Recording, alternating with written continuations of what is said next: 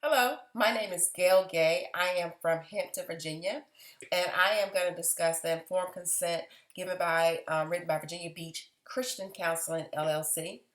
I was able to obtain a copy of this informed consent and going over some aspects of what is listed in the informed consent. The informed consent starts with giving us an introduction to the agency. Um, it also discusses that it goes down to start now discussing who is working in this agency, who you may encounter. They've listed their providers that will be working there. So this agency has coaches, it has licensed professional counselors, Christian faith counselors, residents in counseling, as well as counseling interns, practicum students, human service counselors, human service interns. I noticed that when they discuss Christian faith-based counselors, it indicates that these counselors are using strictly the Bible. Everything that's going to take place in that counseling session is coming from the Bible. They list their credentials in all of the job aspects. However, it goes on to say that these are master level counselors when it's coming from faith-based, and they're coming strictly from the Bible, as compared to a licensed professional counselor who holds a master's degree and has passed a state requirement. That is not the case in this particular informed consent when they talk about Christian faith-based counselors. They hold a master's degree in counseling from an accredited university and have training in Christian counseling. And they are usually ordained, they are listed here, ordained licensed ministers or pastors. It also lists the ethical guidelines in this informed consent. It goes to say that all of our counselors are master levels, adhere to the American Counseling Association. And for each association that is listed, it has also a link that you can view to understand what the rules and regulations are. Because this agency also do coaches and human service workers, they have the Coaching Federation, .org, as well as the National Human Service.org.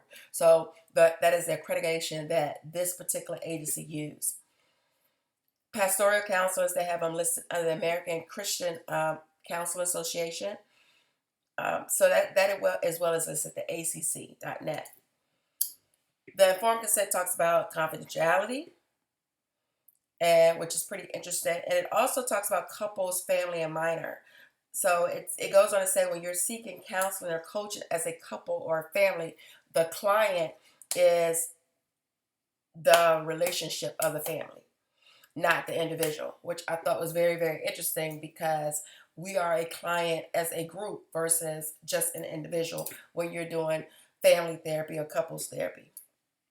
However, it goes on to say that if not required, then they will not, if it's a husband and wife team and some interest aspects are not wanting to be shared by one particular party, then the counselor makes that decision whether it'll be detrimental to keep the information a secret, and it has a section called secret keeping, or whether to share the information, which I thought was really, really strange because in counseling we have always learned that secrets break down the counseling relationship.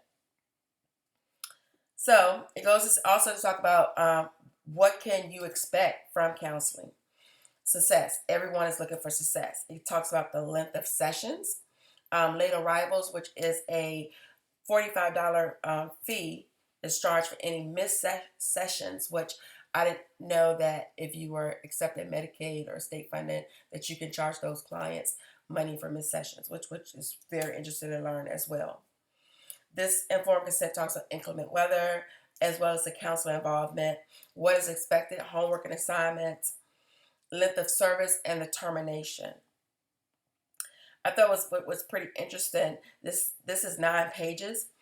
There's a section for fees and policies. Their standard fee is $75 that they also accept on a sliding scale as well. It is very lengthy about the cancellation policies, and it gives a closing statement, and at the end you sign the informed consent.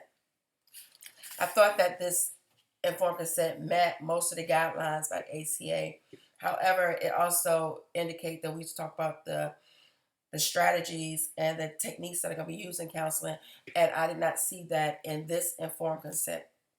However, the state policies, it hits every requirement that is listed in those state qualities.